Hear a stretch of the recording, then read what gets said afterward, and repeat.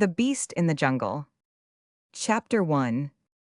What determined the speech that startled him in the course of their encounter scarcely matters being probably, but some words spoken by himself quite without intention spoken, as they lingered and slowly moved together, after their renewal of acquaintance he had been conveyed by friends an hour or two before to the house at which she was staying the party of visitors at the other house of whom he was one, and thanks to whom it was his theory as always that he was lost in the crowd, had been invited over to luncheon. There had been after luncheon much dispersal, all in the interest of the original motive, a view of Weatherend itself, and the fine things, intrinsic features, pictures, heirlooms, treasures of all the arts that made the place almost famous, and the great rooms were so numerous that guests could wander at there will hang back from the principal group, and in cases where they took such matters with the last seriousness, give themselves up to mysterious appreciations and measurements, there were persons to be observed singly or in couples bending toward objects in out-of-the-way corners with their hands on their knees and their heads nodding quite as with the emphasis of an excited sense of smell. When they were two, they either mingled their sounds of ecstasy or melted into silences of even deeper import, so that there were aspects of the occasion that gave it for Marcher much the air of the look round previous to a sale, highly advertised, that excites or quenches as may be the dream of acquisition. The dream of acquisition at Weatherend would have had to be wild indeed, and John Marcher found himself among such suggestions, disconcerted almost equally by the presence of those who knew too much, and by that of those who knew nothing. The great rooms caused so much poetry and history to press upon him that he needed some straying apart to feel in a proper relation with them, though this impulse was not, as happened, like the gloating of some of his companions, to be compared to the movements of a dog sniffing a cupboard. It had an issue promptly enough in a direction that was not to have been calculated. It led briefly in the course of the October afternoon to his closer meeting with May Bartram, whose face a reminder, yet not quite a remembrance, as they sat much separated at a very long table, had begun merely by troubling him, rather pleasantly. It affected him as the sequel of something of which he had lost the beginning. He knew it, and for the time quite welcomed it as a continuation, but didn't know what it continued, which was an interest or an amusement the greater, as he was also somehow aware it, without a direct sign from her, that the young woman herself hadn't lost the thread. She hadn't lost it, but she wouldn't give it back to him, he saw, without some putting forth of his hand for it. And he not only saw that, but saw several things more, things odd enough in the light of the fact that at the moment some accident of grouping brought them face to face. He was still merely fumbling with the idea that any contact between them in the past would have had no importance. If it had had no importance, he scarcely knew why his actual impression of her should so seem to have so much. The answer to which, however, was that in such a life as they all appeared to be leading for the moment, one could but take things as they came. He was satisfied without in the least being able to say why that this young lady might roughly have ranked in the house as a poor relation, satisfied also that she was not there on a brief visit, but was more or less a part of the establishment, almost a working, a remunerated part. Didn't she enjoy at periods protection that she paid for by helping among other services to show the place and explain it, deal with the tiresome people, answer questions about the dates of the building, the styles of the furniture, the authorship of the pictures, the favorite haunts of the ghost? It wasn't that she looked as if you could have given her shillings. It was impossible to look less so. Yet when she finally drifted toward him, distinctly handsome, though ever so much older than when he had seen her before, it might have been as an effect of her guessing that he had within the couple of hours devoted more imagination to her than to all the others put together, and had thereby penetrated to a kind of truth that the others were too stupid, for she was there on harder terms than anyone. She was there, as a consequence of things suffered one way and another in the interval of years, and she remembered him very much as she was rememberedly a good deal better. By the time they at last thus came to speech, they were alone in one of the rooms, remarkable for a fine portrait over the chimney-place out of which their friends had passed, and the charm of it was that even before they had spoken, they had practically arranged with each other to stay behind for talk. The charm, happily, was in other things too, partly in there being scarce a spot at Weatherend without something to stay behind, for it was in the way the autumn day looked into the high windows, as it waned, the way the red light breaking at the close from under a low somber sky reached out in a long shaft and played over old wainscots, old tapestry, old gold, old color. It was most of all perhaps in the way she came to him as if since she had been turned on to deal with the simpler sort, he might, should he choose to keep the whole thing down, just take her mild attention for a part of her general business. As soon as he heard her voice, however, the gap was filled up and the missing link supplied the slight irony he divined in her attitude, lost its advantage. He almost jumped at it to get there before her. I met you years and years ago in Rome, I remember all about it. She confessed to disappointment, had been so sure he didn't, and to prove how well he did he began to pour forth the particular recollections that popped up as he called for them, her face and her voice all at his service. Now worked the miracleth impression, operating like the torch of a lamplighter, who touches into flame one by one. A long row of gas jets. Marcher flattered himself. The illumination was brilliant, yet he was really still more pleased on her showing him with amusement that, in his haste to make everything right, he had got most things rather wrong. It hadn't been at Rome, it had been at Naples. And it hadn't been 8 years before, it had been more nearly 10. She hadn't been either with her uncle and aunt, but with her mother and brother, in addition to which it was not with the Pembles he had been, but with the Boyers coming down in their company from Romea Point, on which she insisted a little to his confusion, and as to which she had her evidence in hand. The Boyers she had known, but didn't know the Pembles, though she had heard of them, and it was the people he was with who had made them acquainted the incident of the thunderstorm that had raged round them with such violence as to drive them for refuge into an excavation. This incident had not occurred at the palace of the Caesars, but at Pompeii on an occasion when they had been present there, at an important find. He accepted her amendments, he enjoyed her corrections, though the moral of them was, she pointed out, that he really didn't remember the least thing about her. And he only felt it as a drawback that, when all was made strictly historic, there didn't appear much of anything left. They lingered together, still, she neglecting her office, for from the moment he was so clever, she had no proper right to him, and both neglecting the house, just waiting, as to see if a memory or two more wouldn't again breathe on them. It hadn't taken them many minutes after all to put down on the table, like the cards of a pack, those that constituted their respective hands. Only what came out was that the pack was unfortunately not perfect, that the past invoked, invited, encouraged, could give them naturally no more than it had made them anciently meager at 20, him at 25. But nothing was so strange, they seemed to say to each other, as that while so occupied it hadn't done a little more for them. They looked at each other, as with the feeling of an occasion. Missed the present would have been so much better if the other, in the far distance in the foreign land, hadn't been so stupidly meager.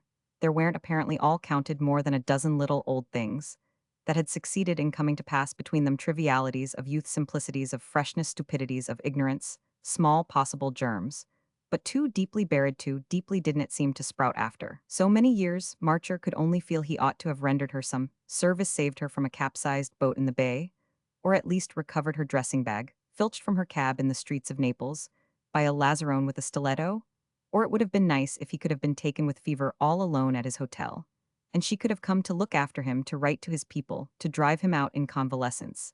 Then they would be in possession of the something or other that their actual show seemed to lack it, yet somehow presented itself, this show, as too good to be spoiled, so that they were reduced for a few minutes more to wondering a little helplessly why, since they seemed to know a certain number of the same people, their reunion had been so long averted they didn't use that name for it. But their delay from minute to join the others was a kind of confession that they didn't quite want it to be a failure. Their attempted supposition of reasons for their not having met, but showed how little they knew of each other. There came, in fact, a moment when Marcher felt a positive pang. It was vain to pretend she was an old friend, for all the communities were wanting, in spite of which it was as an old friend that he saw she would have suited him. He had new ones enough, was surrounded with them, for instance on the stage of the other house. As a new one he probably wouldn't have so much as noticed her. He would have liked to invent something, get her to make believe with him that some passage of a romantic or critical kind had originally occurred. He was really almost reaching out in imagination as against time for something that would do, and saying to himself that if it didn't come, this sketch of a fresh start would show for quite awkwardly bungled. They would separate, and now for no second or no third chance they would have tried and not succeeded. Then it was just at the turn, as he afterwards made it out to himself, that everything else failing, she herself decided to take up the case. And as it were saved the situation, he felt as soon as she spoke that she had been consciously keeping back what she said, and hoping to get on without it, a scruple in her that immensely touched him, when by the end of 3 or 4 minutes more, he was able to measure it. What she brought out at any rate quite cleared the air, and supplied the link. It was so odd he should frivolously have managed to lose.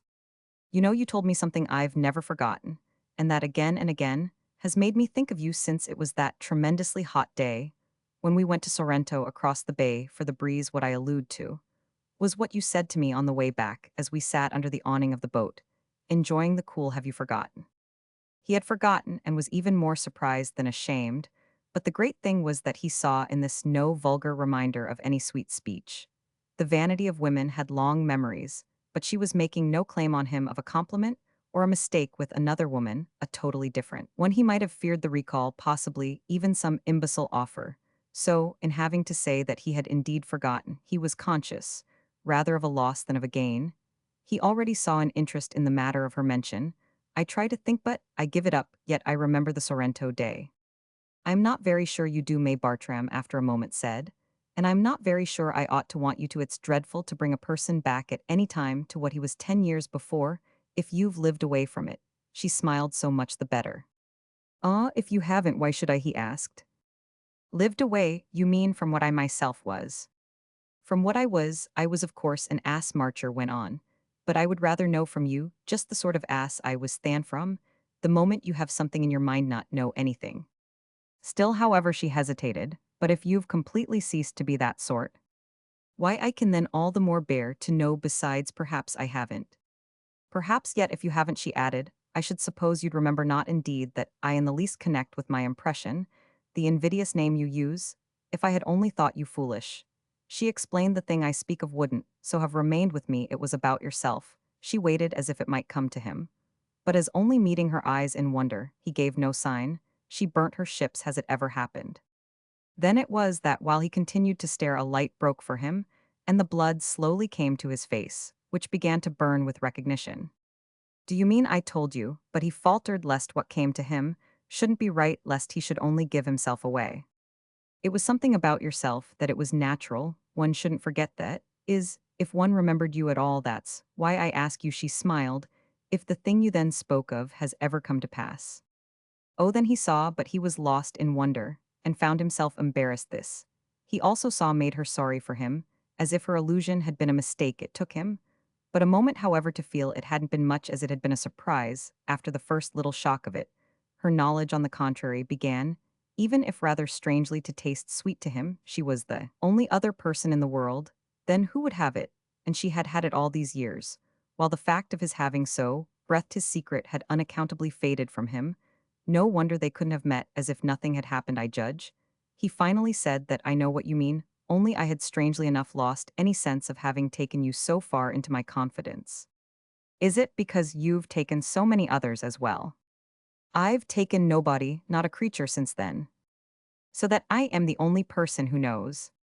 The only person in the world. Well, she quickly replied, I myself have never spoken. I've never repeated of you what you told me. She looked at him, so that he perfectly believed her. Their eyes met over it in such a way that he was without a doubt, and I never will. She spoke with an earnestness that, as if almost excessive, put him at ease about her possible derision. Somehow the whole question was a new luxury to him. That is, from the moment she was in possession. If she didn't take the sarcastic view, she clearly took the sympathetic, and that was what he had had in all the long time from no one whomsoever. What he felt was that he couldn't at present have begun to tell her, and yet could profit perhaps exquisitely by the accident of having done so of old. Please, don't then, we're just right as it is. Oh, I am, she laughed. If you are, to which she added, then, you do still feel in the same way.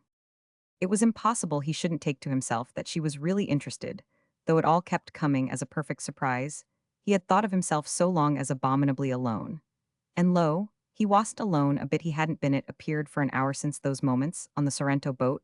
It was she who had been, he seemed to see, as he looked at Hirsch, who had been made so by the graceless fact of his lapse of fidelity, to tell her what he had told her. What had it been but to ask something of her, something that she had given in her charity, without his having, by a remembrance, by a return of the spirit, failing another encounter, so much as thanked her? What he had asked of her had been simply at first not to laugh at him.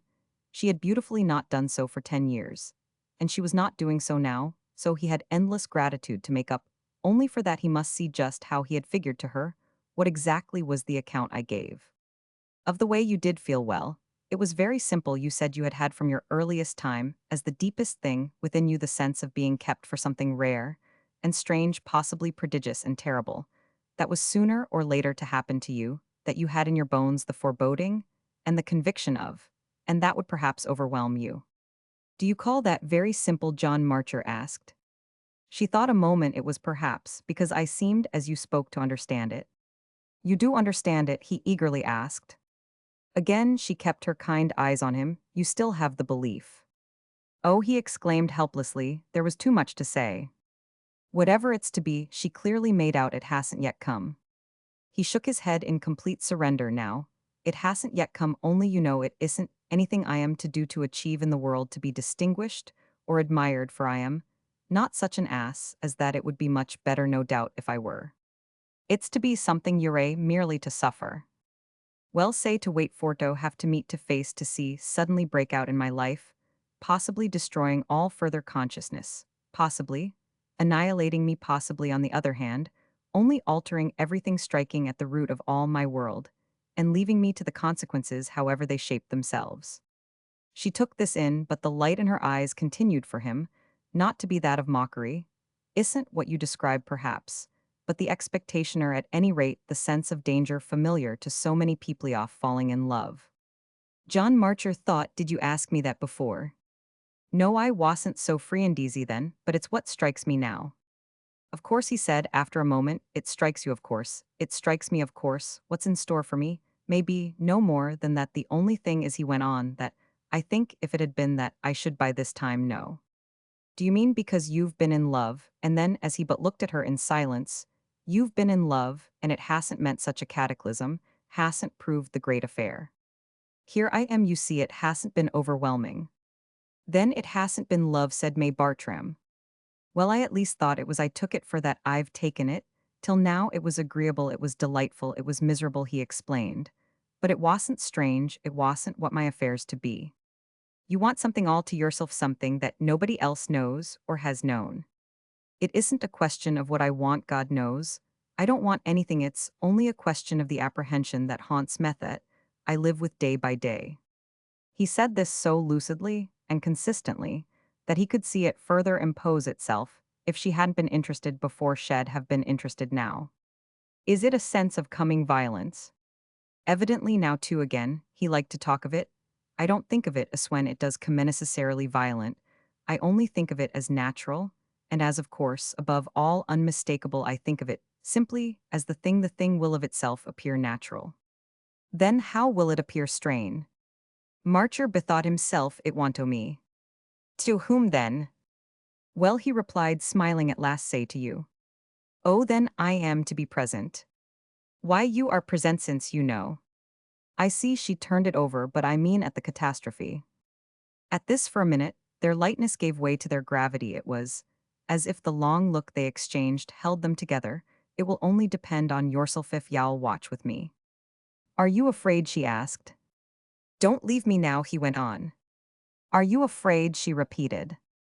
Do you think me simply out of my mind? He pursued instead of answering. Do I merely strike you as a harmless lunatic? No, said May Bartram, I understand you, I believe you. You mean you feel how my obsession, poor old thing, may correspond to some possible reality. To some possible reality. Then you will watch with me. She hesitated, then, for the third time, put her question, are you afraid? Did I tell you I was at Naples? No, you said nothing about it.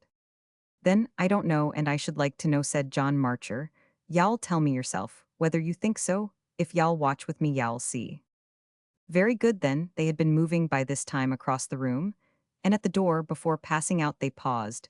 As for the full wind-up of their understanding, ill watch with you, said May Bartram. Chapter 2. The fact that she knew, and yet neither chaffed him, nor betrayed him, had in a short time begun to constitute between them a goodly bond, which became more marked when within the year that followed their afternoon at Weatherend, the opportunities for meeting multiplied. The event that thus promoted these occasions was the death of the ancient lady, her great-aunt, under whose wing, since losing her mother, she had to such an extent found shelter, and who, though but the widowed mother of the new successor to the property, had succeeded thanks to a high tone and a high temper in not forfeiting the supreme position at the great house.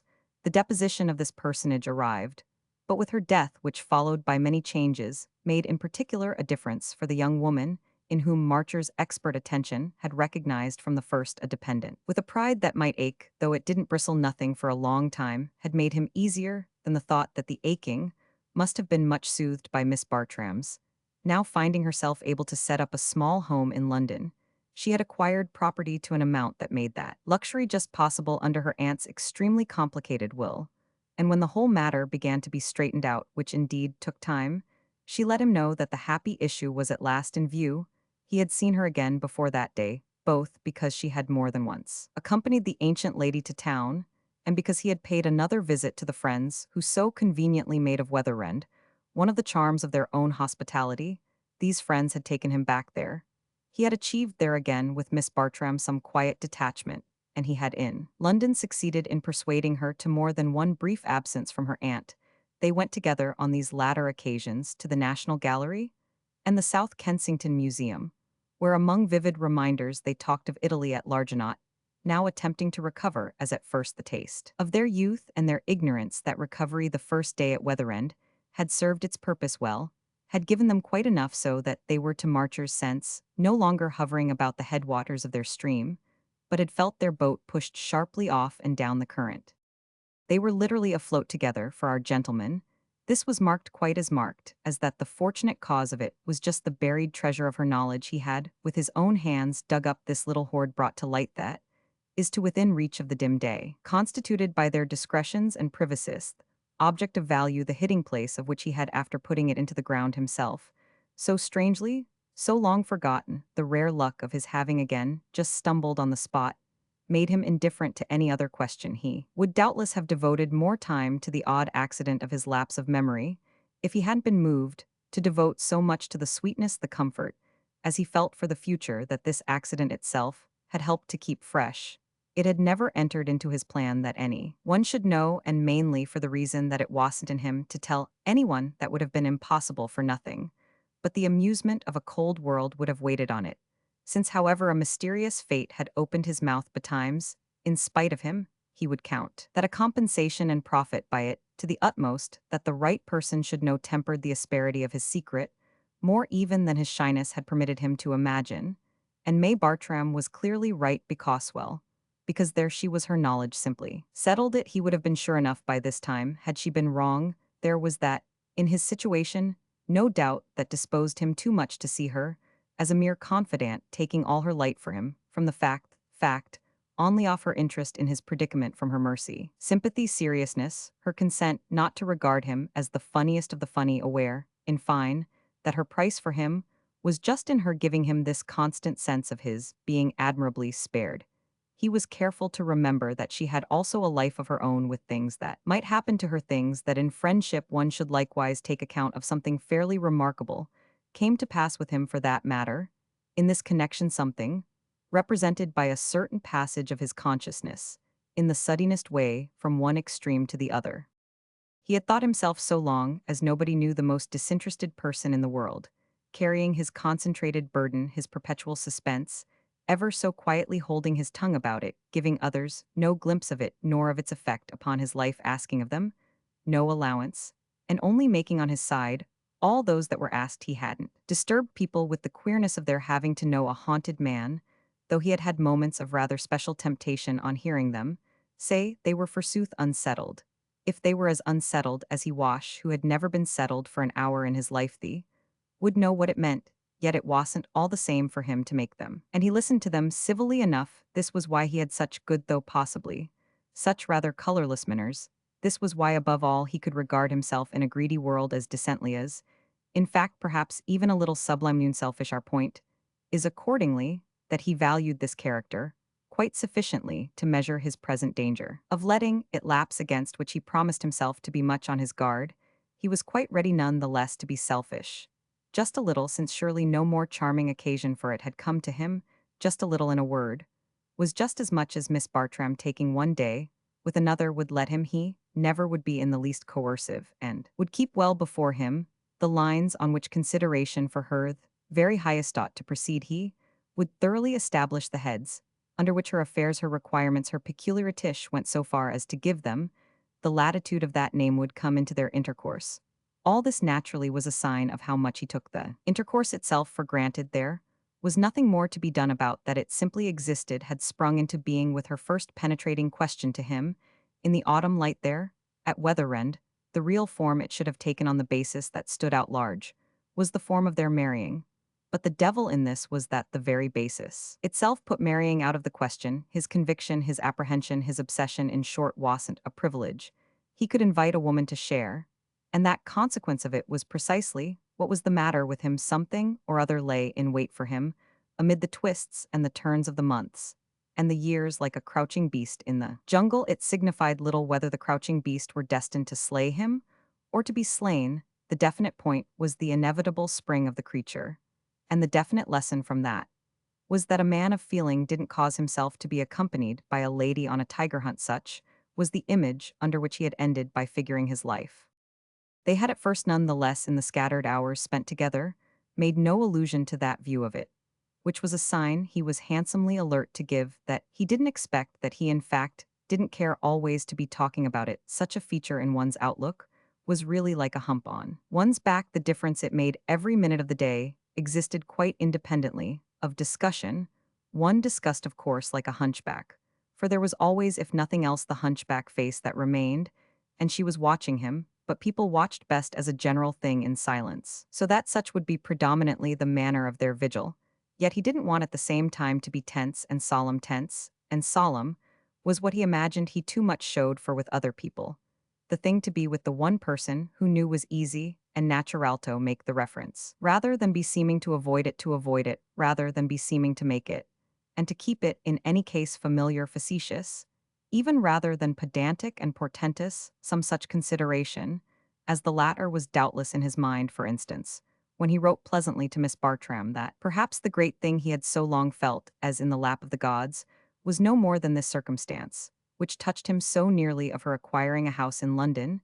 It was the first allusion they had yet again made, needing any other hitherto so little.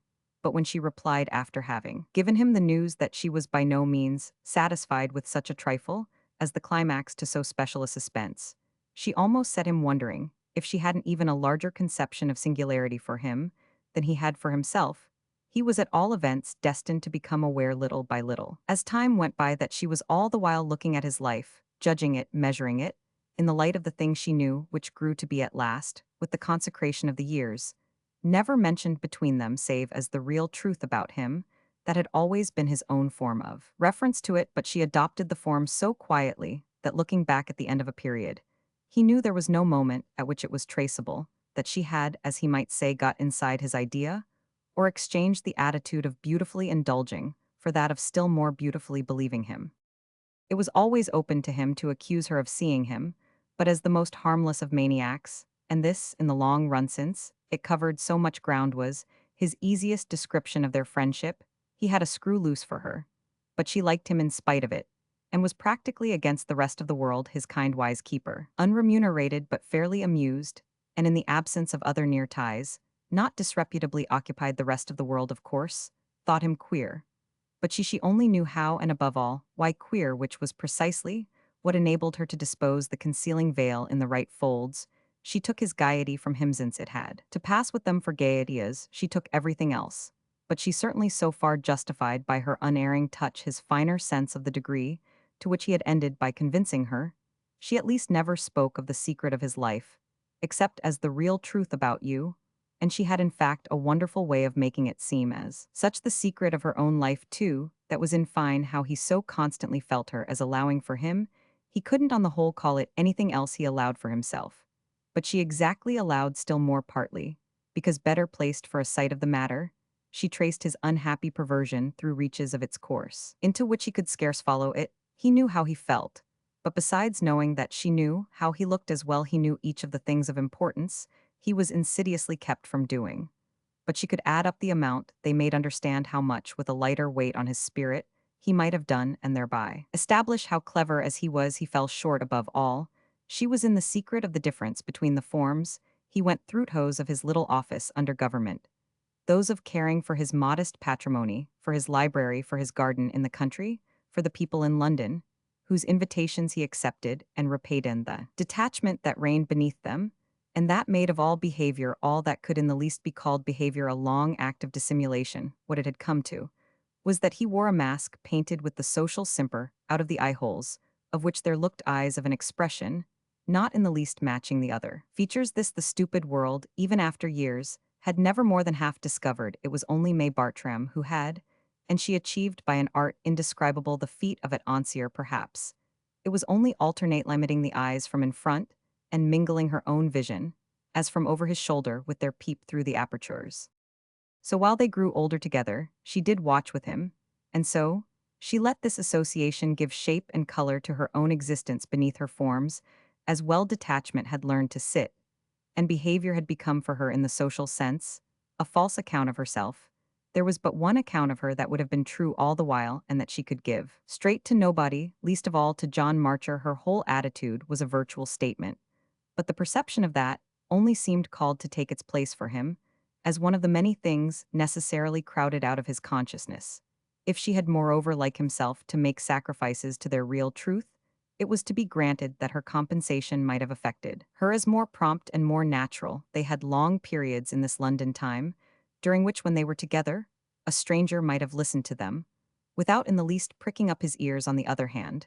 The real truth was equally liable at any moment to rise to the surface, and the auditor would then have wondered indeed what they were talking about. They had from an early hour made up their mind that society was luckily unintelligent, and the margin allowed them, by this had fairly become one of their commonplaces. Yet there were still moments when the situation turned almost fresh usually, under the effect of some expression drawn from herself. Her expressions doubtless repeated themselves, but her intervals were generous. What saves us, is that we answer so completely to so usual an appearance, that of the man and woman whose friendship has become such a daily habiter almost as, to be at last indispensable, that for instance was a remark she had frequently enough had occasion to make, though she had given it at different times different developments. What we are especially concerned with is the turn it happened to take from her one afternoon, when he had come to see her in honor of her birthday.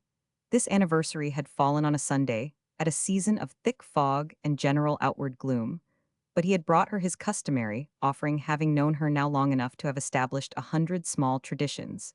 It was one of his proofs to himself. The present he made her on her birthday that he hadn't sunk into real selfishness.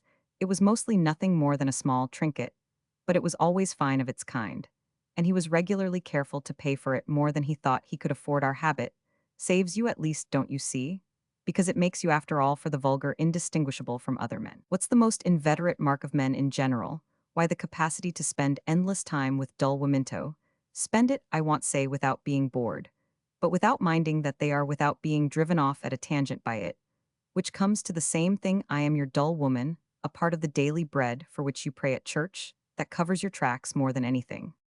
And what covers yours? Asked Marcher, whom his dull woman could mostly to this extent amuse. I see, of course, what you mean by your saving me in this way, and that so far as other people are concerned I've seen it all along. Only what is it that saves you?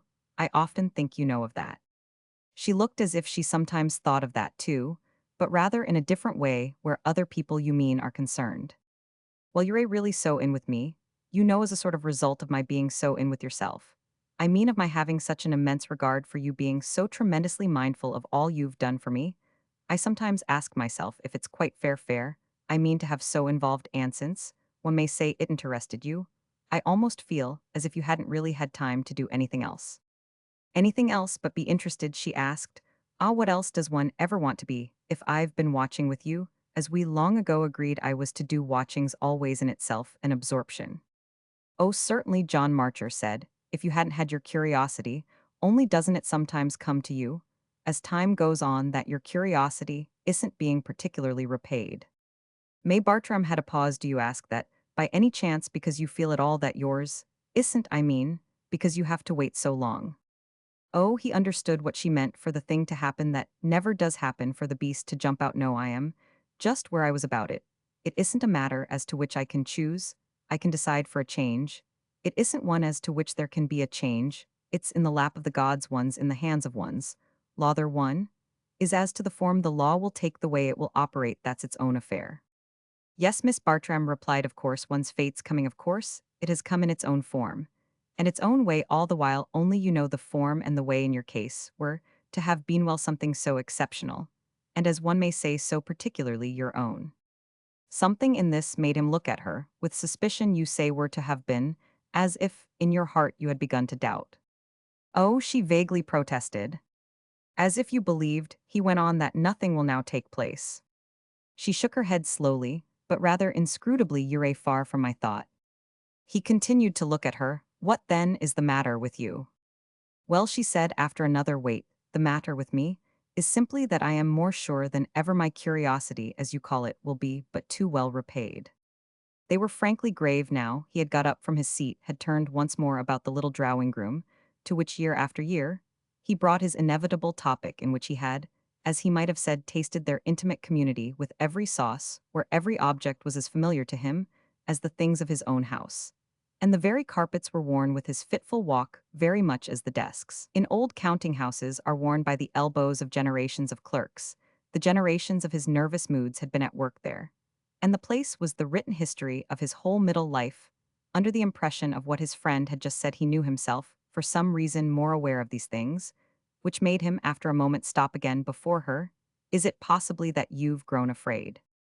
Afraid, he thought, as she repeated the word that his question had made her a little change color, so that lest he should have touched on a truth, he explained very kindly, you remember that was what you asked me long ago that first day at Weatherend. Oh yes, and you told me, you didn't know that I was to see for myself. We've said little about it, since even in so long a time. Precisely, Marcher interposed, quite as if it were too delicate a matter for us to make free with, quite as if we might find on pressure that I am afraid, for then, he said, we shouldn't should we quite know what to do. She had for the time no answer to this question. There have been days when I thought you were only, of course, she added, there have been days when we have thought almost anything. Everything. Oh, Marcher softly groaned, as with a gasp half spent at the face more uncovered, just then, than it had been for a long while of the imagination always with them. It had always had its incalculable moments of glaring out, quite as with the very eyes of the very beast, and used as he was to them, they could still draw from him the tribute of a sigh that rose from the depths of his being. All they had thought, first and last, rolled over him. The past seemed to have been reduced to mere barren speculation. This, in fact, was what the place had just struck him as, so full off the simplification of everything. But the state of suspense that remained, only by seeming to hang in the void surrounding it, even his original fear, if fear it as had been, had lost itself in the desert. I judge, however, he continued, that you see I am not afraid now. What I see as I make it out is that you've achieved something almost unprecedented in the way of getting used to danger, living with it so long, and so closely you've lost your sense of it. You know it's there, but you're indifferent, and you cease even as of old to have to whistle in the dark. Considering what the danger is, may Bartram wound up, I am bound to say, I don't think your attitude could well be surpassed. John Marcher faintly smiled. It's heroic. Certainly call it that. It was what he would have liked indeed to call it. I am, then, a man of courage. That's what you were to show me. He still, however, wondered, but doesn't the man of courage know what he's afraid of or not afraid of? I don't know that, you see. I don't focus it. I can't name it. I only know I am exposed. Yes, but exposed how? Shall I say so directly, so intimately? That's surely enough. Enough to make you feel Thena's what we may call the end, and the upshot of our watch, that I am not afraid. You're not afraid, but it isn't, she said, the end of our watch. That is it. Isn't the end of yours. You've everything still to see. Then, why haven't you? He asked. He had had all along today the sense of her keeping something back. And he still had it, as this was his first impression of that it quite made a date. The case was the more marked, as she didn't at first answer, which in turn made him go on. You know something I don't. Then his voice, for that of a man of courage, trembled a little. You know what's to happen. Her silence, with the face she showed, was almost a confession. It made him sure you know. And you're afraid to tell me. It's so bad that you're afraid I'll find out. All this might be true, for she did look as if unexpectedly to her he had crossed some mystic line that she had secretly drawn round her, yet she might, after all, not have worried. And the real climax was that he himself, at all events, needn't. Y'all never find out. Chapter 3. It was all to have made none the less, as I have said, a date, which came out in the fact that again and again, even after long intervals, other things that passed between them were in relation to this hour. But the character of recalls and results its immediate effect had been indeed rather to light insistency, almost to provoke a reaction, as if their topic had dropped by its own weight. And as if moreover for that matter Marcher had been visited by one of his occasional warnings against egotism, he had kept up he felt, and very decently on the whole his consciousness of the importance of not being selfish. And it was true that he had never sinned in that direction, without promptly enough trying to press the scales the other way. He often repaired his fault, the season permitting, by inviting his friend to accompany him to the opera, and it not infrequently thus happened that to show he didn't wish her to have but one sort of food for her mind, he was the cause of her appearing there with him a dozen nights in the month.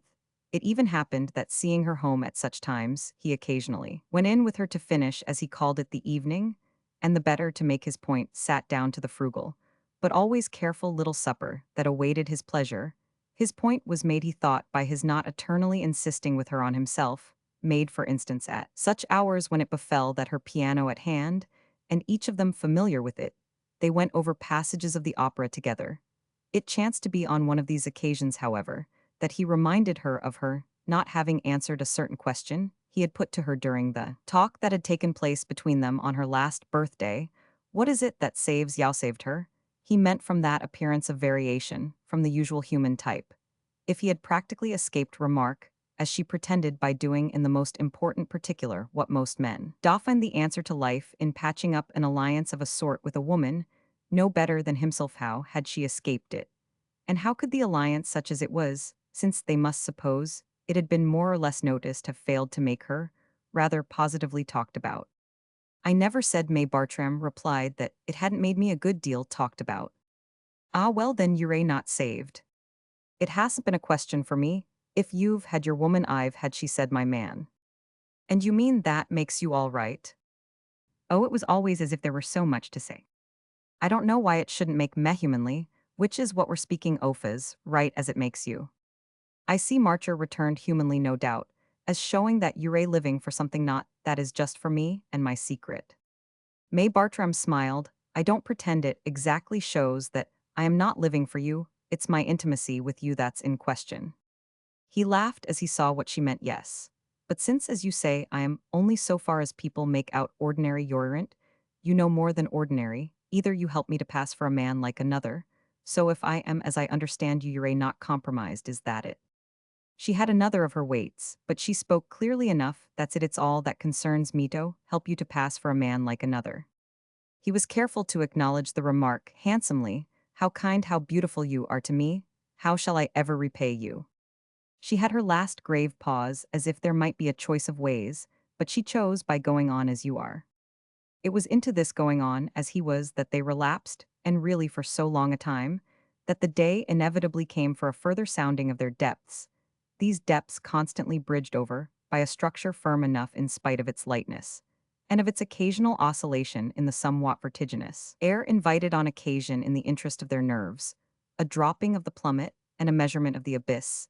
A difference had been made moreover once for all by the fact that she had all the while not appeared to feel the need of rebutting his charge of an idea within her, that she didn't dare to express a charge uttered just before one of the fullest of their later discussions ended. It had come up for him then that she knew something, and that what she knew was bad to tell him, when he had spoken of it, as visibly so bad that she was afraid he might find it out. Her reply had left the matter too equivocal to be let alone, and yet for Marcher's special sensibility, almost too formidable again. To touch he circled about it at a distance that alternately narrowed and widened, and that still wasn't much affected by the consciousness in him that there was nothing she could know, after all, any better than he Roman 999 she had. No source of knowledge he hadn't equally, except of course that she might have finer nerves. That was what women had where they were interested they made out things, where people were concerned, that the people often couldn't have made out for themselves. Their nerves, their sensibility, their imagination were conductors and revealers, and the beauty of May Bartram was in particular that she had given herself so to his case. He felt in these days what oddly enough he had never felt before, the growth of a dread of losing her by some catastrophe, that yet wouldn't at all be the catastrophe, partly because she had almost of a sudden begun to strike him as more useful to him than ever yet, and partly by reason of an appearance of uncertainty in her health coincident. And equally new, it was characteristic of the inner detachment he had hitherto so successfully cultivated, and to which our whole account of him is a reference. It was characteristic that his complications, such as they were had never yet seemed, so as at this crisis to thicken about him, even to the point of making him ask himself if he were by any chance of a truth within sight or sound, within touch or reach, within the immediate jurisdiction of the thing that waited. When the day came as come it had to that his friend confessed to him her fear of a deep disorder in her blood. He felt somehow the shadow of a change, and the chill of a shock. He immediately began to imagine aggravations and disasters, and above all to think of her peril as the direct menace for himself of personal privation. This, indeed, gave him one of those partial recoveries of equanimity that were agreeable to him. It showed him that what was still first in his mind was the loss she herself might suffer. What if she should have to die, before knowing, before seeing it? Would have been brutal in the early stages of her trouble to put that question to her, but it had immediately sounded for him to his own concern, and the possibility was what most made him sorry for her, if she did know moreover in the sense of her having had somewhat, should he think mystical irresistible light. This would make the matter not better, but worse, inasmuch as her original adoption of his own curiosity had quite become the basis of her life. She had been living to see what would be to be seen, and it would quite lacerate her to have to give up before the accomplishment of the vision. These reflections, as I say, quickened his generosity, yet make them, as he might he saw himself with the lapse of the period, more and more disconcerted. It lapsed for him with a strange steady sweep, and the oddest oddity was that it gave him, independently of the threat of much inconvenience, almost the only positive surprise his career, if career it could be called, had yet offered him. She kept the house, as she had never done. He had to go to her to see Hirsch, could meet him nowhere now, though there was scarce a corner of their loved old London in which she hadn't in the past at one time or another done so, and he found her always seated by her fire in the deep old-fashioned chair.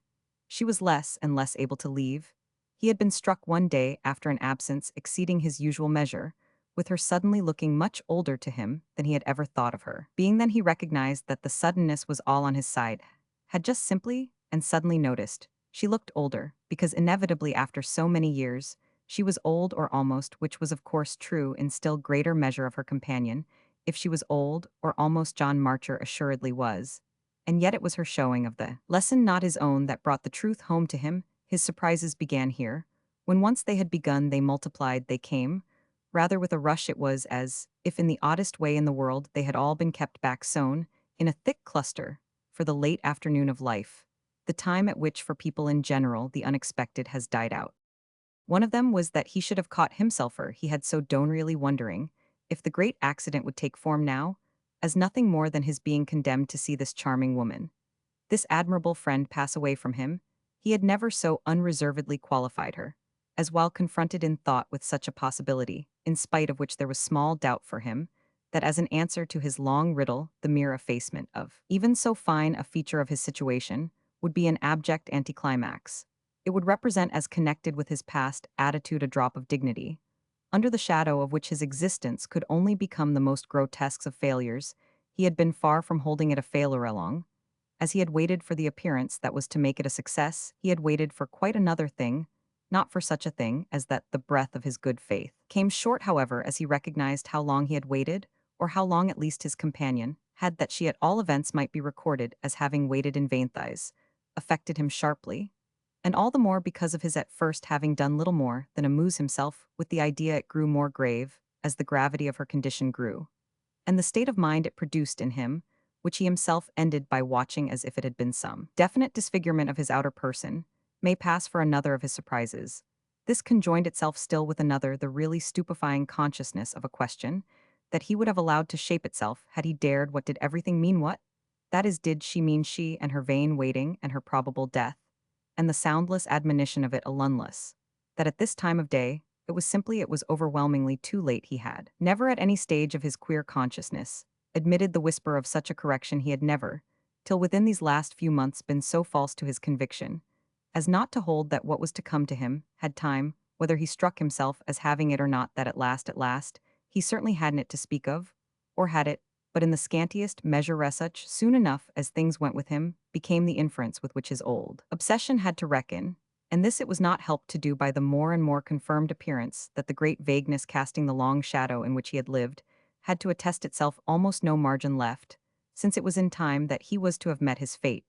So it was in time that his fate was to have acted, and as he waked up to the sense of no longer being young, which was exactly the sense of being stale, just as that in turn was the sense of being weak, he waked up to another matter, beside it all hung together. They were subject, he and the great vagueness, to an equal and indivisible law, when the possibilities themselves had accordingly turned stale, when the secret of the gods had grown faint, had perhaps even quite evaporated that. And that only was failure. It wouldn't have been failure to be bankrupt, dishonored, pilloried, hanged. It was failure not to be anything, and so in the dark valley into which his path had taken its unlooked-for twist, he wondered not a little as he groped. He didn't care what awful crash might overtake him, with what ignominy or what monstrosity he might yet be associate, since he wasn't, after all, too utterly old to suffer if it would only be decently proportionate to the posture he had kept all his life in the threatened presence of it. He had but one desire left, that he shouldn't have been sold. Chapter 4. Then it was that one afternoon while the spring of the year was young and new, she met all in her own way his frankest betrayal of these alarms. He had gone in late to see her, but evening hadn't settled, and she was presented to him in that long fresh light of waning April days, which affects us often with a sadness sharper than the grayest hours of autumn. The week had been warm, the spring was supposed to have begun early, and May Bartram sat for the first time in the year without a fire, a fact that to Marcher's sense gave the scene of which she formed part a smooth and ultimate look, an air of knowing in its immaculate order and cold meaningless cheer, that it would never see a fire again. Her own aspect could scarce have said we intensified this note, almost as white as wax, with the marks and signs in her face as numerous, and as fine as if they had been etched by a needle with soft white draperies, relieved by a faded green scarf on the delicate tone, of which the years had further refined. She was the picture of a serene and exquisite but impenetrable sphinx whose head, or indeed all whose person, might have been powdered with silver. She was a sphinx, yet with her white petals and green fronds she might have been a lily, too only an artificial lily, wonderfully imitated, and constantly kept without dust or stain, though not exempt from a slight droop, and a complexity of faint creases under some clear glass bell.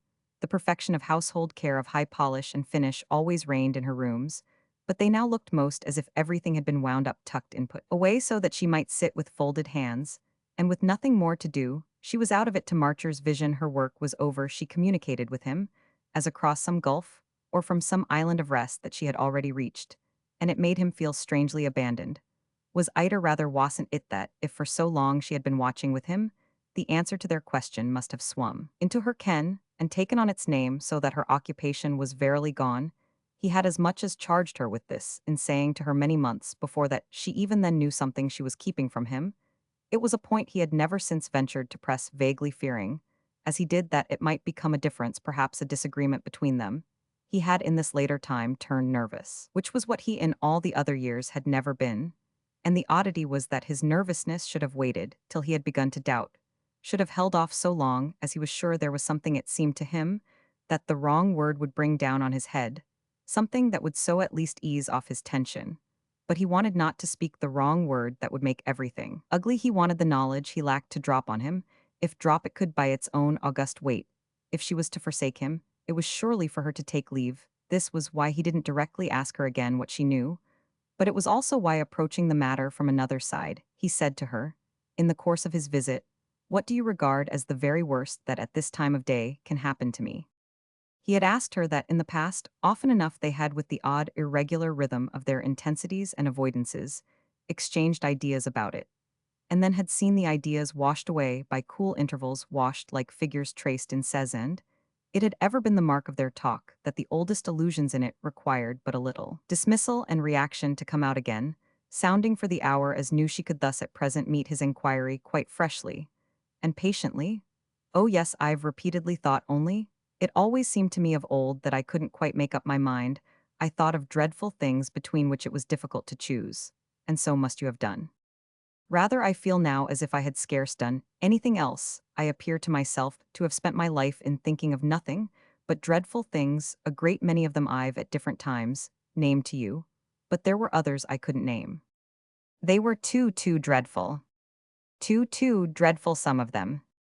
She looked at him a minute, and there came to him, as he met it, an inconsequent sense that her eyes, when one got their full clearness, were still as beautiful as they had been in youth, only beautiful, with a strange cold light, a light that somehow was a part of the effect, if it wasn't rather a part of the cause, of the pale hard sweetness of the season and the hour. And yet she said at last, there are horrors we've mentioned. It deepened the strangeness to see her as such a figure in such a picture talk of horrors. But she was to do in a few minutes something stranger, yet though. Even of this he was to take the full measure. But afterward sand, the note of it already trembled. It was for the matter of that one of the signs that her eyes were having again the high flicker of their prime. He had to admit, however, what she said. Oh yes, there were times, when we did go far. He caught himself in the act of speaking, as if it all were over well, he wished it were. And the consummation depended for him clearly more and more on his friend. But she had now a soft smile far. It was oddly ironic. Do you mean Ure prepared to go further?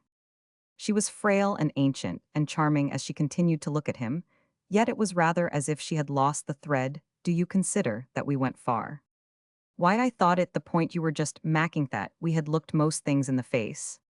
Including each other, she still smiled. But you're quite right, we've had together great imaginations, often great fears, but some of them have been unspoken. Then the worst we haven't faced that I could face it, I believe, if I knew what you think it, I feel, he explained, as if I had lost my power to conceive such things, and he wondered if he looked as blank as he sounded it spent. Then why do you assume, she asked, that mine isn't? Because you've given me signs to the contrary.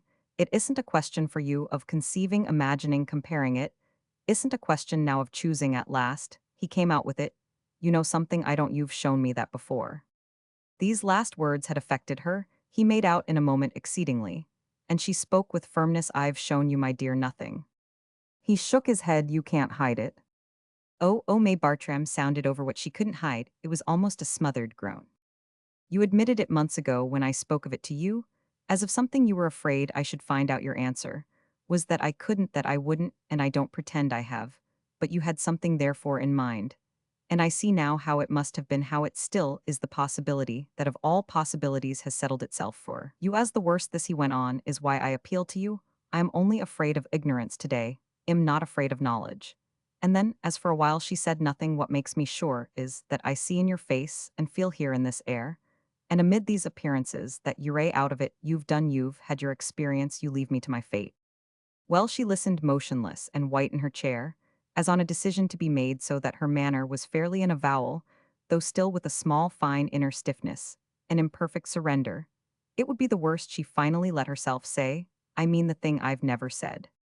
It hushed him a moment. More monstrous than all the monstrosities we've named. More monstrous, isn't that what you sufficiently express, she asked, in calling it the worst? Marcher thought assuredly. If you mean, as I do, something that includes all the loss and all the shame that are thinkable. It would if it should happen, said May. Bartram, what we're speaking of, remember, is only my idea. It's your belief, Marcher returned. That's enough for me. I feel your beliefs are right, therefore, if having this one you give me no more light on it, you abandon me. No, she repeated, I am with you, don't you see still? And as to make it more vivid to him, she rose from her chair, a movement she seldom risked in these days, and showed herself all draped and all soft in her fairness and slimness. I haven't forsaken you. It was really in its effort against weakness a generous assurance, and had the success of the impulse not happily been great, it would have touched him to pain more than to pleasure. But the cold charm in her eyes had spread, as she hovered before him, to all the rest of her person, so that it was for the minute almost a recovery of youth. He couldn't pity her for that, he could only take her as she showed, as capable even yet of helping him. It was as if at the same time her light might at any instant go out, wherefore he must make the most of it. There passed before him, with intensity, the 3 or 4 things he wanted most to know. But the question that came of itself to his lips really covered the others. Then tell me if I shall consciously suffer. She promptly shook her head. Never. It confirmed the authority he imputed to her, and it produced on him an extraordinary effect. Well, what's better than that? Do you call that the worst? You think nothing is better? She asked. She seemed to mean something so special that he again sharply wondered, though still, with the dawn of a prospect of relief. Why not, if one doesn't know? After which, as their eyes over his question met in a silence, the dawn deepened, and something to his purpose came prodigiously out of her very face, his own, as he took it in, suddenly flushed to the forehead. And he gasped with the force of a perception, to which, on the instant, everything fitted. The sound of his gasp filled the air. Then he became articulate. I see if I don't suffer. In her own look, however, was doubt. You see what? Why what you mean what you've always meant? She again shook her head. What I mean isn't what I've always meant, it's different. It's something new. She hung back from it, a little something new, it's not what you think I see what you think. His divination drew breath, then only her correction might be wrong. It isn't that I am a blockhead, he asked between faintness and grimness. It isn't that it's all a mistake. A mistake, she pityingly echoed. That possibility for her he saw would be monstrous. And if she guaranteed him the immunity from pain, it would accordingly not be what she had in mind. Oh no, she declared, it's nothing of that sort, you've been right. Yet he couldn't help asking himself if she weren't thus pressed speaking. But to save him, it seemed to him, he should be most in a hole if his history should prove all a platitude. Are you telling me the truth? So that I shan't have been a bigger idiot than I can bear to know? I haven't lived with a vain imagination. In the most besotted illusion, I haven't waited but to see the door shut in my face. She shook her head again. However the case stands, that isn't the truth. Whatever the reality, it is a reality. The door isn't shut, the door's open, said May Bartram. Then something's to come. She waited once again, always with her cold, sweet eyes on him. It's never too late, she had, with her gliding step, diminished the distance between them. And she stood nearer to him, close to him, a minute, as if still charged with the unspoken. Her movement might have been for some finer emphasis of what she was at once hesitating and deciding to say. He had been standing by the chimney-piece, fireless, and sparely adorned a small, perfect old French clock and two morsels of rosy Dresden, constituting all its furniture, and her hand grasped the shelf, while she kept him waiting, grasped it a little. As for support and encouragement, she only kept him waiting. However, that is, he only waited. It had become suddenly, from her movement and attitude, beautiful and vivid to him, that she had something more to give him. Her wasted face delicately shone with it glittered almost as with the white luster of silver in her expression. She was right incontestably, for what he saw in her face was the truth, and strangely without consequence. While their talk of it as dreadful was still in the air, she appeared to present it as inordinately soft. This prompting bewilderment made him but gaped the more gratefully for her revelation, so that they continued for some minutes silent, her face shining at him, her contact imponderably pressing, and his stare all kind but all expectant. The end, none the less, was that what he had expected failed to come to him. Something else took place instead, which seemed to consist at first in the mere closing of her eyes. She gave way at the same instant to a slow, fine shudder. And though he remained staring, though he stared in fact, but the harder, turned off and regained her chair, it was the end of what she had been intending. But it left him thinking only of that. Well, you don't say. She had touched in her passage a bell near the chimney, and had sunk back strangely pale. I am afraid I am too Roman 99. Too ill to tell me. It sprang up sharp to him, and almost to his lips, the fear she might die without giving him light. He checked himself in time from so expressing his question, but she answered as if she had heard the words. Don't you know, na? Now she had spoken as if some difference had been made within the moment, but her maid, quickly obedient to her bell, was already with them. I know nothing. And he was afterwards to say to himself that he must have spoken with odious impatience, such an impatience as to show that, supremely disconcerted, he washed his hands of the whole question. Oh, said May Bartram. Are you in pain? He asked as the woman went to her. No, said May Bartram. Her maid, who had put an arm round her, as if to take her to her room, fixed on him eyes that appealingly contradicted her, in spite of which, however, he showed once more his mystification. What then has happened? She was once more with her companion's help on her feet, and feeling withdrawal imposed on him, he had blankly found his hat and gloves, and had reached the door, yet he waited for her answer. What was to she said? Chapter 5. He came back the next day, but she was then unable to see him.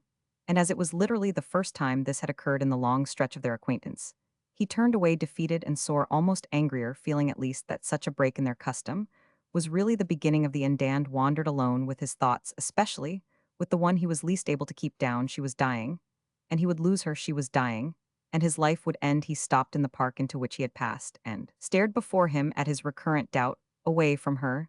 The doubt pressed again in her presence. He had believed her.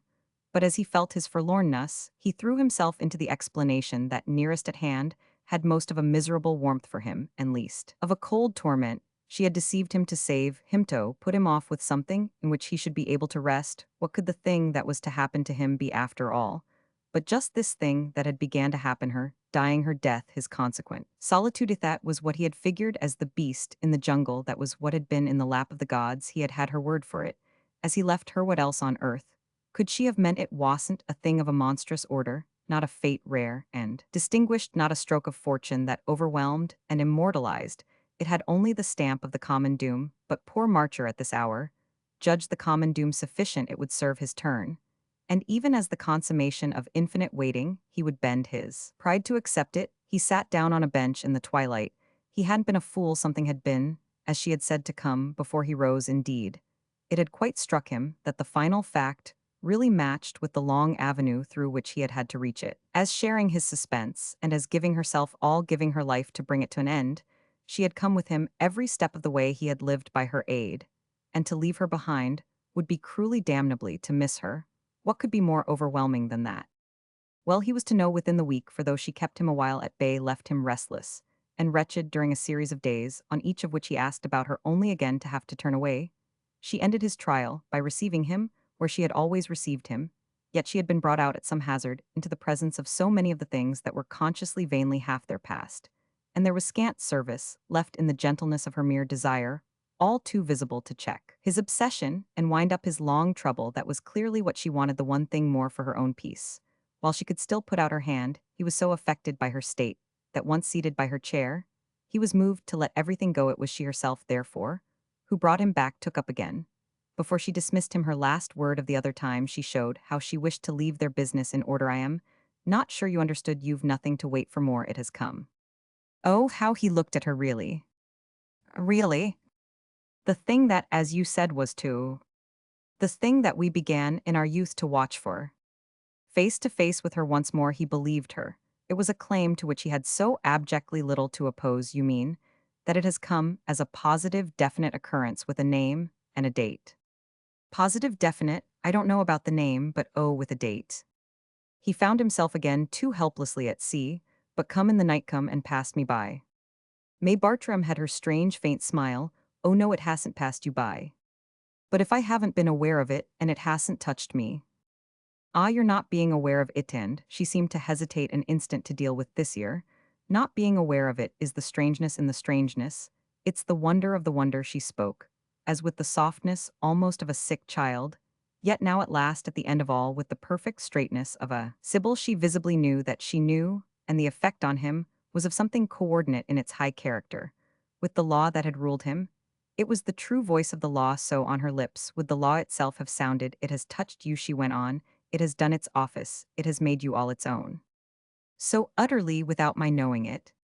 So utterly without your knowing it. His hand, as he leaned to her, was on the arm of her chair, and dimly smiling always now, she placed her own on it. It's enough if I know it. Oh, he confusedly breathed, as she herself of late so often had done. What I long ago said is true, y'all never know now, and I think you ought to be content you've had it, said May Bartram. But had what? Why, what was to have marked you out the proof of your law? It has acted. I am too glad.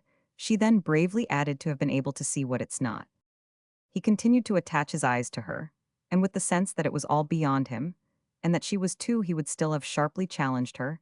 Hadn't he so felt it an abuse of her weakness to do more than take devoutly what she gave him, take it, hushed, as to a revelation if he did speak? It was out of the foreknowledge of his loneliness to come. If you're glad of what it's not, it might then have been worse. She turned her eyes away. She looked straight before her, with which after a moment, well, you know our fears. He wondered at something then we never feared. On this slowly she turned to him. Did we ever dream with all our dreams that we should sit and talk of it thus? He tried for a little to make out that they had, but it was as if their dreams, numberless enough, were in solution in some thick cold mist through which thought lost itself. It might have been that we couldn't talk. Welsh did her best for him. Not from this side. This, you see, she said, is the other side. I think poor Marcher returned that all sides are the same to me. Then, however, as she gently shook her head in correction, we mightn't as it were have got across to where we are eno, where Harish made her weak emphasis. And much good does it do us, was her friend's frank comment. It does us the good it can. It does us the good that it isn't here, it's past, it's behind, said May Bartram before, but her voice dropped. He had got up not to tire her, but it was hard to combat his yearning. She, after all, told him nothing, but that his light had failed, which, He knew well enough without her before he blankly echoed. But before you see it was always to come, that kept it present. Oh, I don't care what comes now besides Marcher. Added it seems to me, I liked it better present, as you say, than I can like it absent with your absence. Oh, Minnie, her pale hands made light of it. With the absence of everything, he had a dreadful sense of standing there before her for so far as anything, but this proved this bottomless drop was concerned, last time of their life. It rested on him with a weight he felt he could scarce bear. And this weight it apparently was that still pressed out what remained in him of speakable protest. I believe you, but I can't begin to pretend I understand. Nothing for me is past, nothing will pass. Till I pass myself, which I pray my stars, may be as soon as possible. Say, however, he added, that I've eaten my cake, as you contend to the last crumb. How can the thing I've never felt at all be the thing I was marked out to feel? She met him perhaps less directly, but she met him unperturbed. You take your feelings for granted. You were to suffer your fate, that was not necessarily to know it. How in the whirlwind, what is such knowledge but suffering? She looked up at him a while in silence. No, you don't understand. I suffer, said John Marcher. Don't. How can I help at least that? Don't, May Bartram repeated. She spoke it in a tone so special in spite of her weakness, that he stared an instant stared, as if some light hitherto hidden had shimmered across his vision. Darkness again closed over it, but the gleam had already become for him an idea. Because I haven't the right. Don't know when, you needn't, she mercifully urged. You needn't, for we shouldn't. Shouldn't if he could but know what she meant. No, it's too much. Too much, he still asked, but with a mystification that was the next moment of a sudden to give way her words, if they meant something affected him in this light. Light also of her wasted faces, meaning all, and the sense of what knowledge had been for herself came over him, with a rush which broke through into a question. Is it of that then you're dying? She but watched him gravely at first as to see with this where he was, and she might have seen something or feared something that moved her sympathy. I would live for you still if I could. Her eyes closed for a little as if withdrawn into herself, she were for a last time trying. But I can't, she said, as she raised them again to take leave of him. She couldn't indeed, as but too promptly and sharply appeared, and he had no vision of her after this that was anything but darkness and doom. They had parted forever in that strange talk. Access to her chamber of pain, rigidly guarded, was almost wholly forbidden him. He was feeling now, moreover, in the face of doctors, nurses, the 2 or 3 relatives attracted doubtless by the presumption of what she had to leave. How few were the rights, as they were called in such cases, that he had to put forward, and how odd it might even seem that their intimacy shouldn't have given him more of them. The stupidest fourth cousin had more, even though she had been nothing in such a person's life. She had been a feature of features in his, for what else was it to have been so indispensable? Strange, beyond saying, were the ways of existence baffling for him, the anomaly of his lack, as he felt it to be, of producible claim.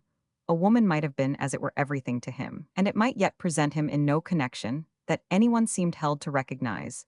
If this was the case in these closing weeks, it was the case more sharply on the occasion of the last offices, rendered in the great grey London cemetery, to what had been mortal, to what had been precious in his friend. The concourse at her grave was not numerous, but he saw himself treated as scarce, more nearly concerned with it than if there had been 1,000 others. He was in short from this moment face to face with the fact that he was to profit extraordinarily little by the interest May Bartram had taken in him. He couldn't quite have said what he expected, but he hadn't surely expected this approach to a double privation. Not only had her interest failed him, but he seemed to feel himself unattended and, for a reason, he couldn't seize be the distinction, the dignity, the propriety, if nothing else, of the man markedly bereaved. It was as if, in the view of society, he had not been markedly bereaved, as if there still failed some sign or proof of it, and as if none the less his character could never be affirmed, nor the deficiency ever made up. There were moments, as the weeks went by, when he would have liked, by some almost aggressive act, to take his stand on the intimacy of his loss in order that it might be questioned, and his retort to the relief of his spirit so recorded. But the moments of an irritation more helpless followed fast on these, the moments during which, turning things over with a good conscience, but with a bare horizon, he found himself wondering if he ought to have begun, so to speak, further back. He found himself wondering indeed at many things, and this last speculation had others to keep it company. What could he have done after all in her lifetime, without giving them both, as it were, away? He couldn't have made known She was watching him, for that would have published the superstition of the beast. This was what closed his mouth. No, that the jungle had been thrashed to vacancy, and that the beast had stolen away. It sounded too foolish and too flat. The difference for him, in this particular, the extinction in his life of the element of suspense, was such as in fact to surprise him. He could scarce have said what the effect resembled the abrupt cessation, the positive prohibition of music, perhaps more than anything else in some place, all adjusted and all accustomed to sonority, and to attention if he could at any rate have conceived lifting the veil from his image at some moment of the past. What had he done after all if not lift it to her? So to do this today, to talk to people at large of the jungle cleared, and confide to them that he now felt it as safe would have been not only to see them listen, as to a good wife's tale, but really to hear himself tell one. What it presently came to in truth was that poor marcher waded through his beaten grass, where no life stirred, where no breath sounded, where no evil eye seemed to gleam from a possible lair, very much as if vaguely looking for the beast, and still more as if acutely missing it. He walked about in an existence that had grown strangely more spacious, and stopping fitfully in places where the undergrowth of life struck him, as closer asked himself yearningly, wondered secretly and sorely if it would have lurked here or there. It would have at all events sprung. What was at least complete was his belief in the truth itself of the assurance, given him the change from his old sense to his new, was absolute and final. What was to happen had so absolutely and finally happened that he was as little able to know a fear for his future as to know a hope so absent. In short, was any question of anything still to come? He was to live entirely with the other question, that of his unidentified past, that of his having to see his fortune impenetrably muffled and masked. The torment of this vision became, then, his occupation. He couldn't perhaps have consented to live, but for the possibility of guessing. She had told him his friend not to guess. She had forbidden him, so far as he might, to know, and she had even in a sort denied the power in him to learn, which were so many things precisely to deprive him of rest. It wasn't that he wanted, he argued for fairness, that anything past and done should repeat itself. It was only that he shouldn't, as an anticlimax, have been taken sleeping so sound as not to be able to win back by an effort of thought the lost stuff of consciousness. He declared to himself at moments that he would either win it back or have done with consciousness. Forever he made this idea his one motive. In fine, made it so much his passion that none other to compare with it seemed ever to have touched him. The lost stuff of consciousness became thus for him as a strayed or stolen child to an unappeasable father. He hunted it up and down very much as if he were knocking at doors and inquiring of the police.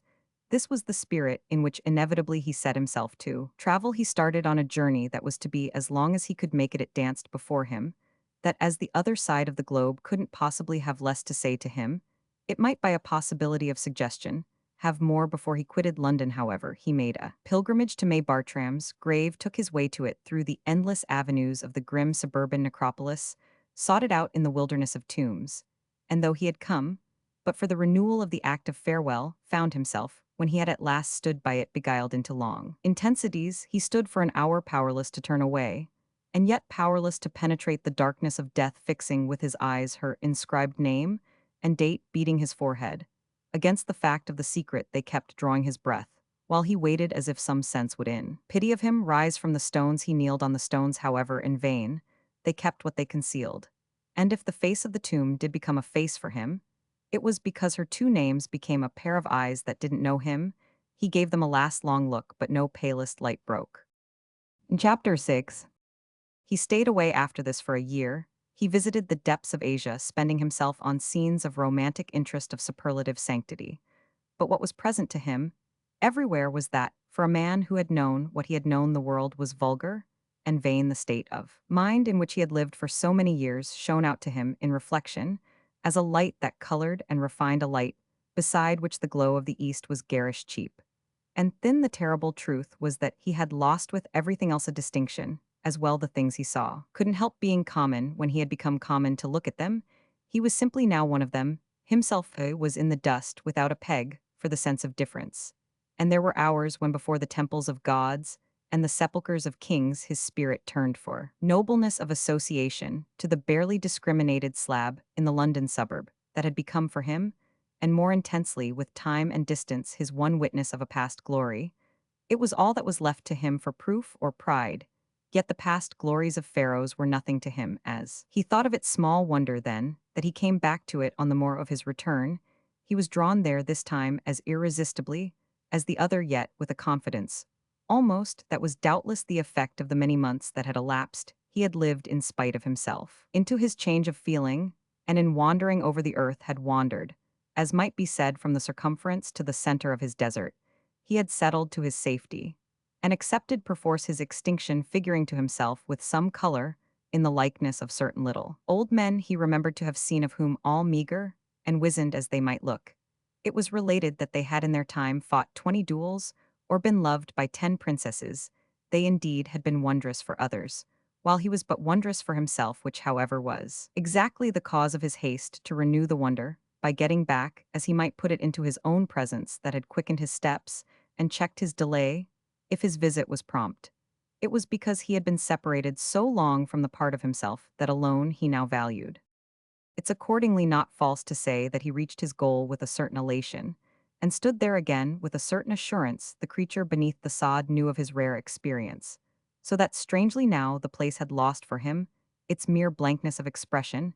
It met him in mildness, not, as before in mockery. It wore for him the air of conscious greeting that we find after absence in things that have closely belonged to us, and which seem to confess of themselves to the connection. The plot of ground, the graven tablet, the tended flowers affected him so as belonging to him that he resembled for the hour a contented landlord reviewing a piece of property. Whatever had happened had happened. He had not come back this time, with the vanity of that question his former worrying, what now practically so spent, yet he would none the less never again so cut himself off from the spot. He would come back to it every month, for if he did nothing else by its aid, he at least held up his head. It thus grew for him in the oddest way a positive resource. He carried out his idea of periodical returns, which took their place at last among the most inveterate of his habits. What it all amounted to, oddly enough, was that, in his finally so simplified world, this garden of death gave him the few square feet of earth on which he could still most live. It was as if, being nothing anywhere else for anyone, nothing even for himself, he were just everything here, and if not for a crowd of witnesses, or indeed for any witness but John Marcher, then by clear right of the register that he could scan like an open page. The open page was the tomb of his friend, and there were the facts of the past there, the truth of his life, there the backward reaches in which he could lose himself. He did this from time to time, with such effect that he seemed to wander through the old years with his hand in the arm of a companion, who was in the most extraordinary manner his other, his younger self, and to wander, which was more extraordinary yet, round and round a third presence, and not wandering she but stationary still, whose eyes turning with his revolution never ceased to follow him, and whose seat was his point, so to speak, of orientation. Thus, in short, he settled to live, feeding all on the sense that he once had lived and dependent on it, not alone for a support, but for an identity. It sufficed him in its way for months, and the year elapsed it would doubtless even have carried him further, but for an accident superficially slight, which moved him quite in another direction, with a force beyond any of his impressions of Egypt or of India. It was a thing of the merest chance turn, as he afterwards felt, of a hair, though he was indeed to live to believe that if light hadn't come to him in this particular fashion, it would still have come in another. He was to live to believe this, I say, though he was not to live, I may not less definitely mention, to do much else. We allow him, at any rate, the benefit of the conviction, struggling up for him at the end, that whatever might have happened or not happened, he would have come round of himself to the light. The incident of an autumn day had put the match to the train, laid from of old by his misery, with the light before him. He knew that even of late his ache had only been smothered. It was strangely drugged, but it throbbed at the touch. It began to bleed, and the touch in the event was the face of a fellow mortal. This face, one gray afternoon, when the leaves were thick in the alleys, looked into Marcher's own at the cemetery, with an expression like the cut of a blade. He felt it, that is, so deep down that he winced at the steady thrust. The person who so mutely assaulted him was a figure he had noticed on reaching his own goal, absorbed by a grave a short distance away, a grave apparently fresh, so that the emotion of the visitor would probably match it for frankness. This fact alone forbade further attention, though during the time he stayed he remained vaguely conscious of his neighbor, a middle-aged man, apparently in mourning, whose bowed back among the clustered monuments and mortuary yews was constantly presented Marcher's theory that these were elements in contact with which he himself revived had suffered on this occasion. It may be granted a marked and excessive check. The autumn day was dire for him, as none had recently been, and he rested with a heaviness. He had not yet known on the low stone table that bore May Bartram's name.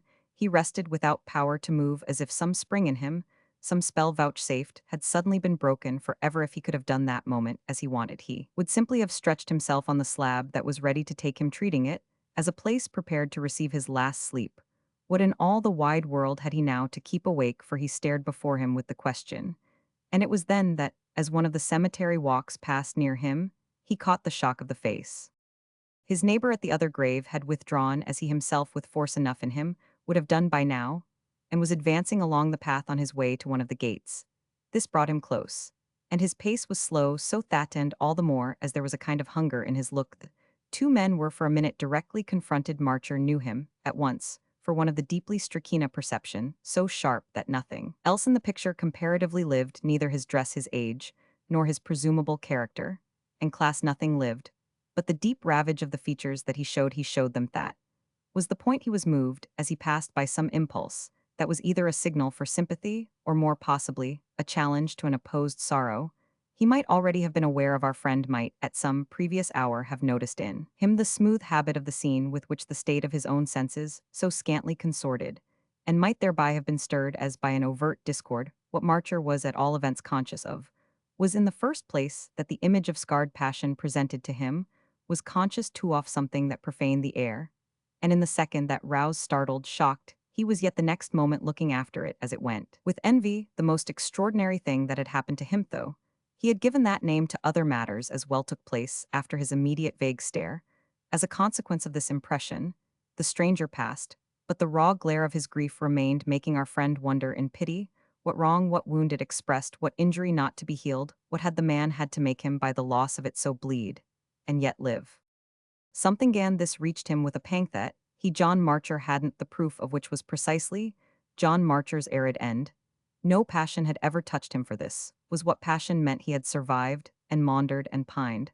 But where had been his deep ravage? The extraordinary thing we speak of was the sudden rush of the result of this question, the sight that had just met his eyes named to him, as in letters of quick flame, something he had utterly, insanely missed. And what he had missed made these things a train of fire, made them mark themselves in an anguish of inward throbs he had seen outside of his life, not learned it within the way. A woman was mourned when she had been loved for herself. Such was the force of his conviction of the meaning of the stranger's face, which still flared for him as a smoky torch. It hadn't come to him, the knowledge, on the wings of experience. It had brushed him, jostled him, upset him with the disrespect of chance, the insolence of accident. Now that the illumination had begun, however, it blazed to the zenith. And what he presently stood there, gazing at, was the sounded void of his life. He gazed, he drew breath in pain. He turned in his dismay, and turning, he had before him, in sharper incision than ever the open page of his story, the name on the table smote him, as the passage of his neighbor had done. And what it said to him full in the face was that she was what he had missed. This was the awful thought, the answer to all the past, the vision, at the dread clearness of which he turned, as cold as the stone beneath him. Everything fell together, confessed, explained, overwhelmed, leaving him most of all stupefied at the blindness.